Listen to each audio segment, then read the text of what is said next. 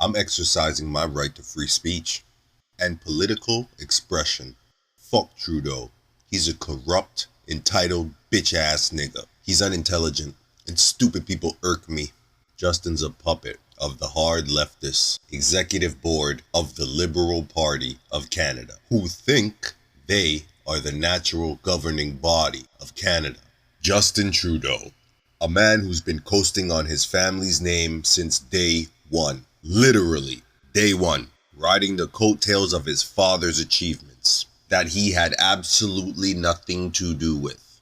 I mean, would the man be prime minister if his father wasn't Pierre Elliott Trudeau? Probably not. Justin's mother, Margaret, is a sociopath of the bipolar variety.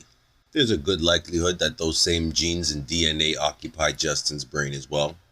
Speaking of DNA, he was also a good friend to Fidel Castro, a dictator, who Justin very closely resembles and should submit to a DNA test to prove his lineage. He does not resemble Pierre Elliott Trudeau. He actually cried when Fidel passed away. Justin is a communist in everything but name. He is anti-democratic unless it suits him. He's a people pleaser. Under the surface, I think he's an insecure child of divorce who grew up in the shadow of huge footsteps. A brilliant intellectual man, but a man who was busy being prime minister. As for Justin, I find him condescending, smug, fake, like his teaching experience as a substitute teacher with a complimentary temporary license granted by the government of BC. His only other experience was as a drama teacher in a primary school that he got fired from. He's not a deep thinker, and he comes off as very shallow. He attempts to be everyone's friend if you're a visible minority. For the gays, he legalized same-sex marriage, increased pronouns to 50. For the Sikhs, he invited Jaspal Atwal, an extremist who served 5 years in a Canadian jail for his role in the attempted murder of a visiting Indian cabinet minister. He preaches equality and love for everyone, yet he has alienated the rest of the nation. The trucker protest, known as the Freedom Convoy, began January 2022 with truckers and Canadians opposing vaccine mandates, COVID-19 restrictions, and the Trudeau government handling of the pandemic. Thousands of truckers and supporters converged on Ottawa, blocking streets and bridges. The media accused the protesters of promoting misinformation, hate speech, and extremism. I, however, saw it as a legitimate protest against government overreach and restriction on personal freedoms. Justin, the dictator of Canada, declared the Emergency Act, formerly known as the War Measures Act, aka authoritarian overreach, democracy, schmocracy, granting extraordinary superpowers to law enforcement.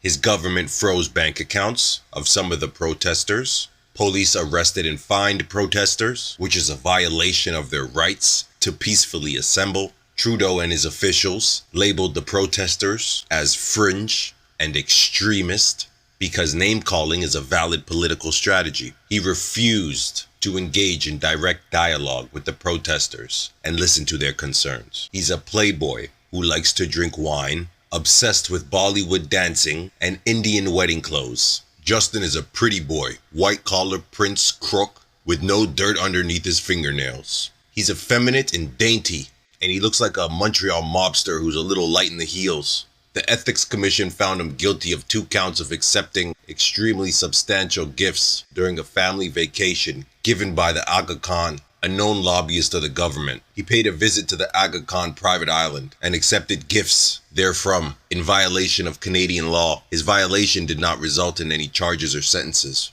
What's some R&R on a private island, courtesy of a wealthy billionaire with questionable ties? What's a little conflict of interest between friends?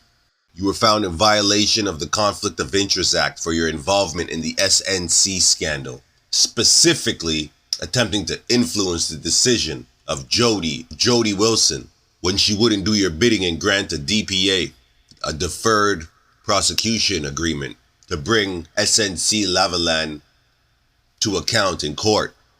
To curry more favor with the Quebecers and the French money moguls, who are just fat, fake, fancy Frenchies, hogs at the federal trough. Even though Quebec has never signed the Constitution Act of 1982 and technically should not be allowed to participate in any Canadian legal, constitutional, or foreign dealings. You once said that anyone that isn't Quebecer shouldn't be the PM, and that Quebecers are better than all other Canadians. Your rhetoric about diversity being our greatest strengths are hollow when your actions perpetuate regional bias, similar to the financial support for Bombardier. Taxing cow farts? Really, nigga? You called small business owners tax cheats while you suck on the titty of a $13 million family trust fund is hypocritical and offensive. You want to champion carbon tax while indulging in private jet travel for personal vacations. Taylor Swift ass bitch. You introduce carbon tax on Canadian oil. You cause gasoline prices to skyrocket with your carbon tax. You pretend you care about the environment, but you treat your private jet like the fucking subway. Flying from Ottawa to Vancouver, to going surfing for a single day, flying to Florida, then back to Ottawa, then back to Florida in a couple of days for your vacation. No one needs 15 vacations a year, my nigga.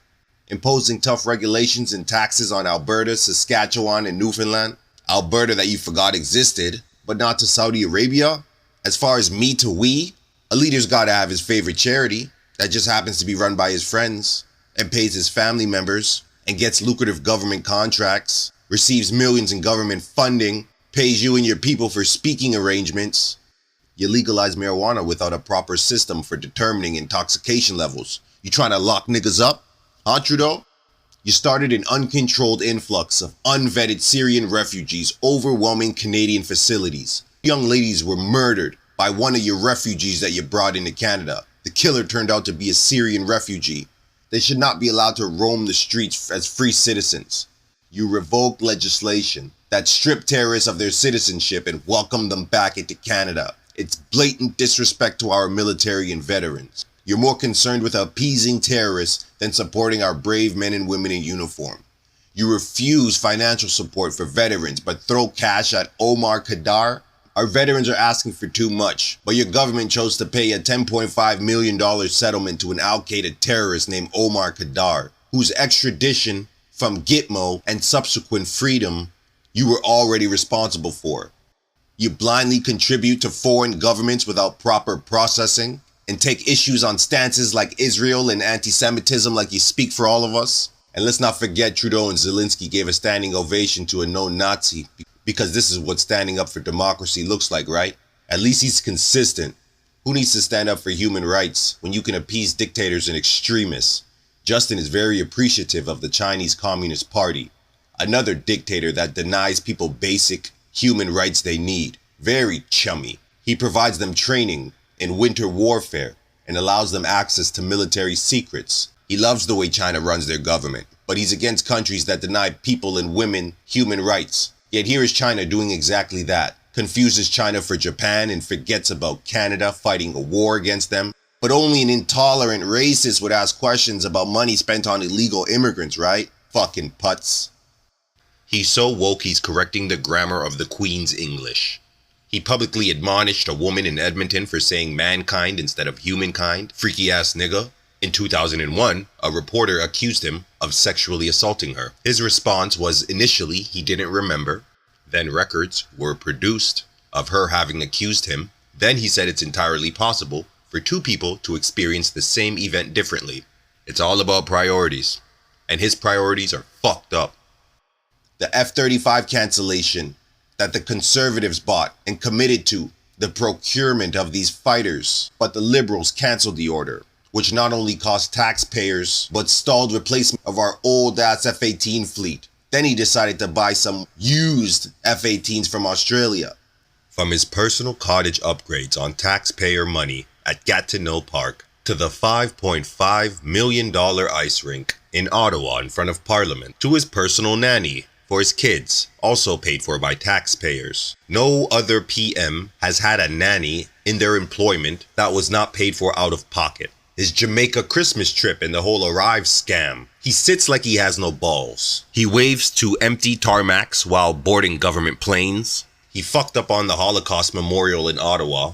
Forgot to mention the Jews on a plaque about the Holocaust. All of his broken promises Nothing but broken promises, failed to deliver on key campaign promises, including electoral reform and balancing the budget. Supposedly, there will not be a balanced budget until 2045. When asked how he will balance the budget, and I quote, "The budget will balance itself. At this rate, there will be no pie left for the next generation, just a large bill." Now, Pierre Poilievre is a shit-talking saboteur who can't wait to replace Justin as PM. This will somehow make Canada great again. Quite frankly, you're two sides of the same coin, and you can go fuck each other. I'll finish with this. The Liberal Party of Canada historically makes the same mistake of pissing off Canadians, and they're thrown out en masse come election time. This happens when they behave as if they're the natural leaders of the country. We end up with 8 to 10 years of conservative government, then back to liberals after they piss us off and they're thrown out. Canadians have had a long and healthy tradition of detesting the government and leaders, regardless of their political achievements or affiliation, no matter who's in office. It's referred to as Canadian modesty or Canadian skepticism. It's as if Canadians are uncomfortable with excessive praise or admiration for our leaders and instead prefer to focus on their flaws and shortcomings. You know those?